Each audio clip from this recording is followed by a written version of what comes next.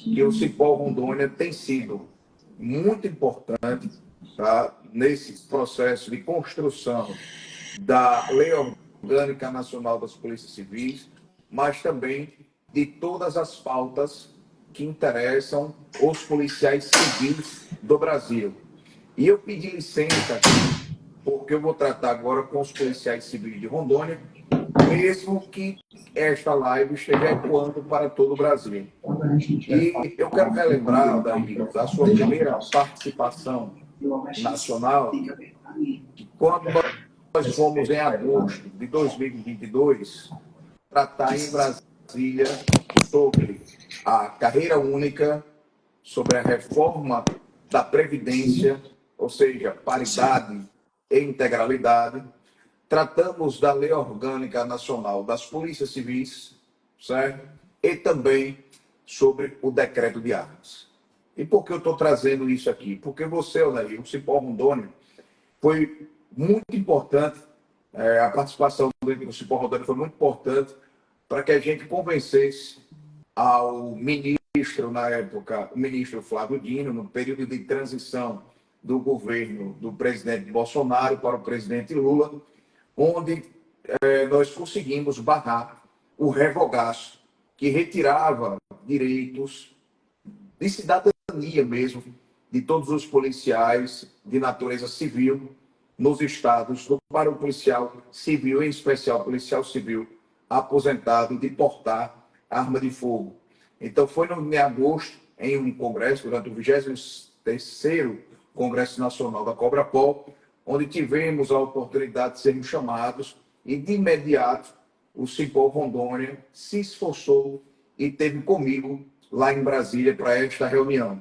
E eu quero, porque eu estou trazendo esse tema antes de falar da Lei Orgânica Nacional, porque, mais uma vez, fruto do nosso trabalho, o decreto 9.847, de junho de 2019, sofreu alterações, e essas alterações passaram mais uma vez, a beneficiar os policiais civis. Não estou dizendo que foi o decreto escrito pela Cobrapol, mas pontos que estão no decreto foi defendido pela Cobrapol. Foi ratificada a necessidade de tratar do atirador nato, né, porque nós temos os atiradores esportivos e temos os atiradores natos, em razão das prerrogativas da nossa função, em razão da nossa obrigação. Agora a gente já venceu esse problema, né? Os policiais agora podem não comprar suas armas, tanto as suas armas particulares quanto a utilização da sua arma funcional, e comprar seus insumos.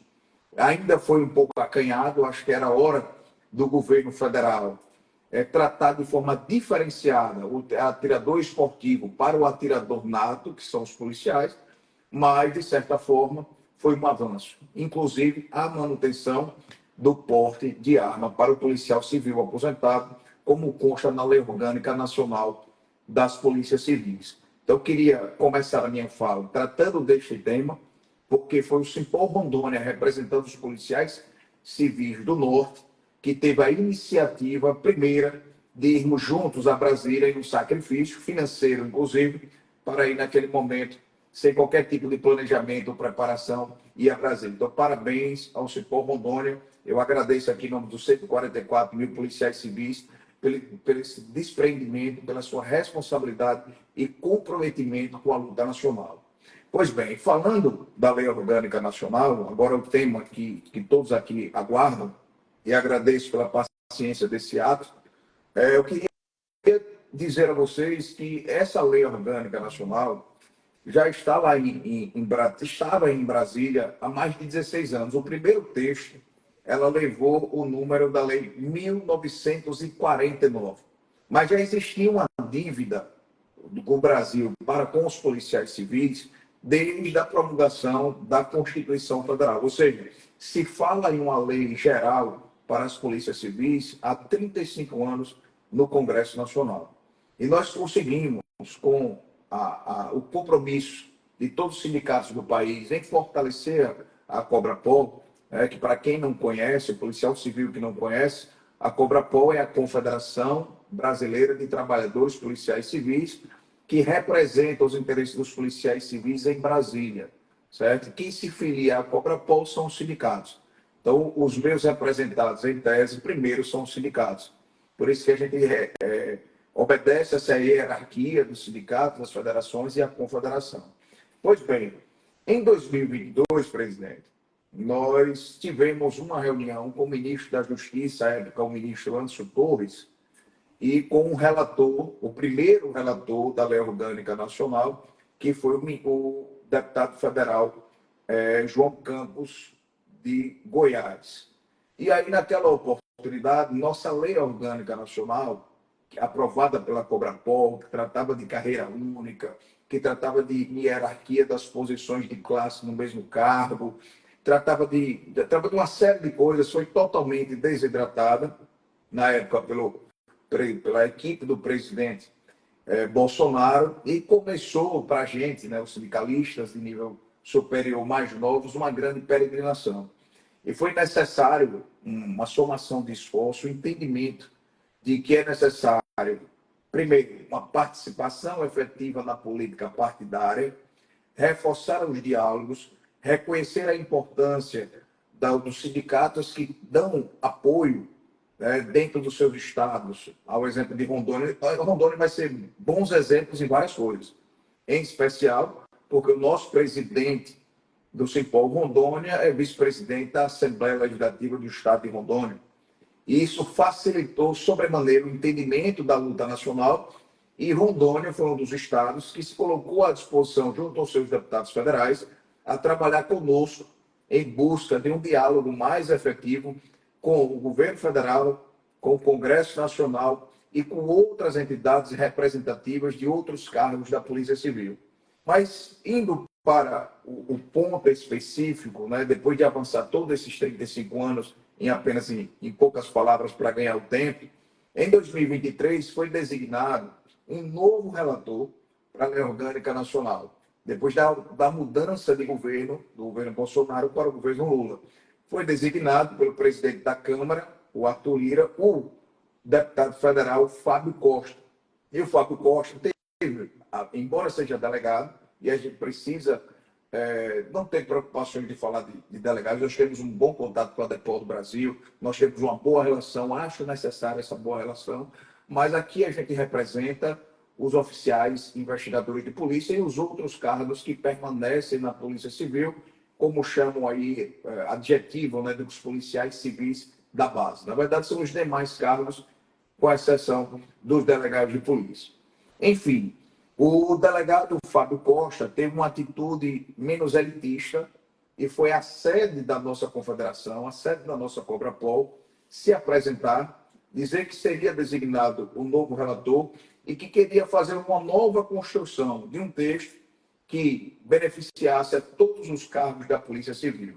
Pois bem, então, em setembro daquele mesmo ano, né, foi encaminhado para o Congresso Nacional, foi aprovado, né, por unanimidade na Câmara dos Deputados, depois passou para o Senado Federal e o projeto saiu do número 1949, passou a ser 4.503 de 2023, passando pela comissão, né, do Senado Federal. Naquele momento, né, tiveram uma luta ali, a Depol e Cobrapol, junto ao presidente do Senado, para quem seria o relator da Lei Orgânica Nacional. A Cobrapol defendia que fosse o delegado Alessandro Vieira e a Depol defendia que fosse o senador Fabiano Contarato, também delegado de polícia.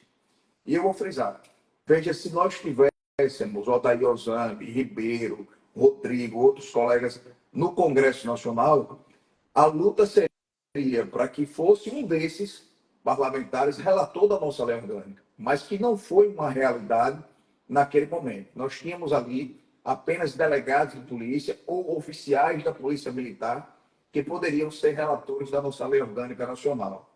Então, o presidente do Senado determinou que na Comissão de Segurança Pública fosse o relator da Lei Orgânica Nacional, o delegado de Sergipe, o senador Alessandro Vieira, e na CCJ, o delegado do Espírito Santo, Fabiano Contarato.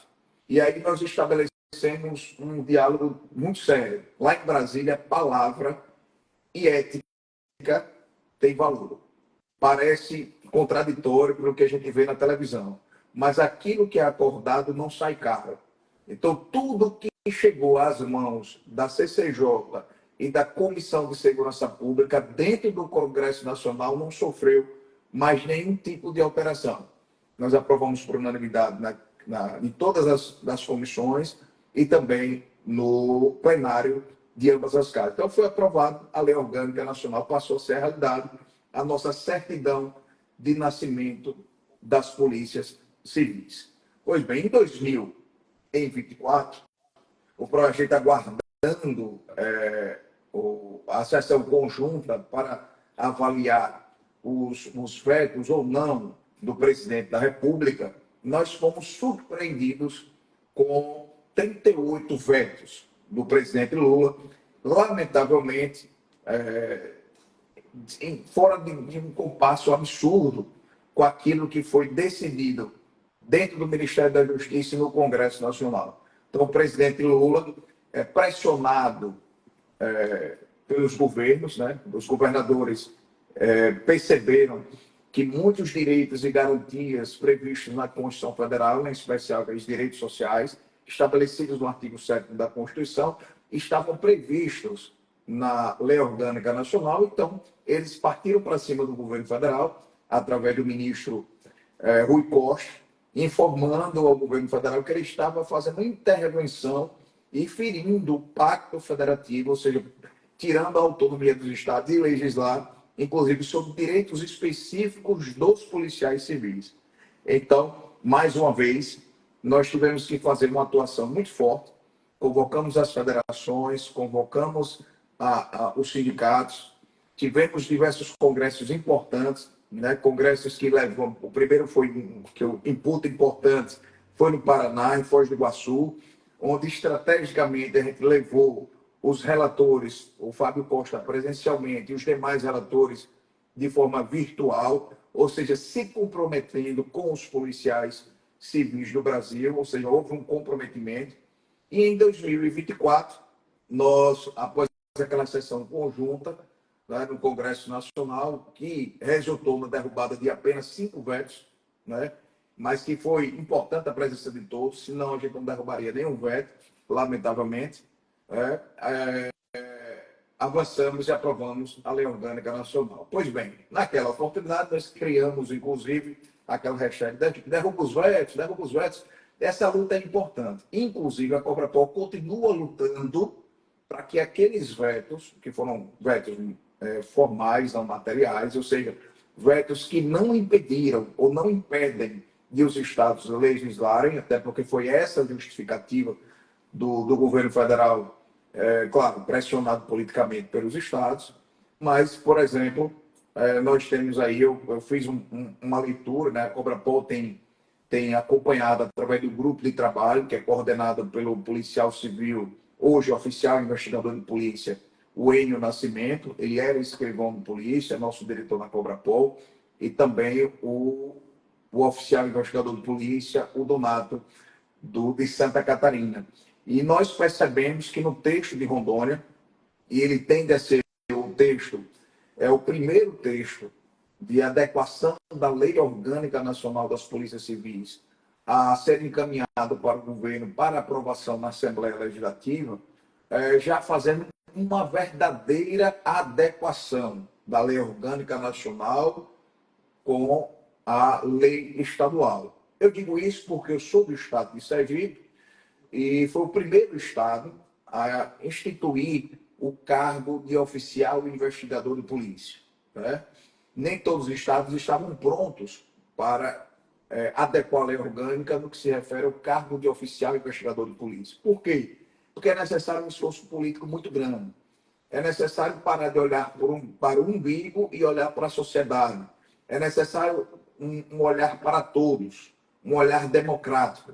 Não se combate o crime organizado, e esse é o tema do momento no governo federal, com um olhar obtuso, não é? Um olhar apenas para determinado setor. É preciso que a gente resolva o problema da Polícia Civil em todos os estados, acabe com essa diversidade de cargos, empodere o cargo de delegado de polícia, que empodere o cargo de oficial investigador de polícia, e aquele cargo que tiver na adequação da lei orgânica nos seus estados, precisam ser empoderados.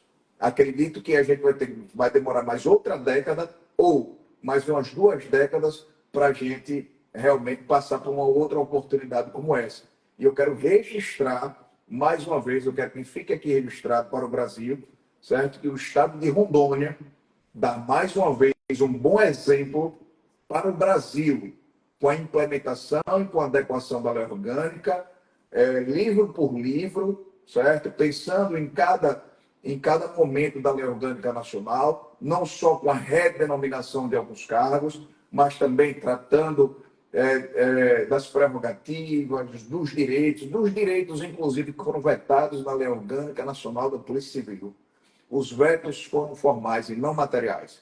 Então, cabe sim ao Estado reconhecer ao direito constitucional à periculosidade, à insalubridade, ao direito à hora extra, ao estabelecimento da sua carga horária, ao pagamento das horas extraordinárias, os direitos sociais que estão previstos na Constituição Federal. A minha aqui tomar o tempo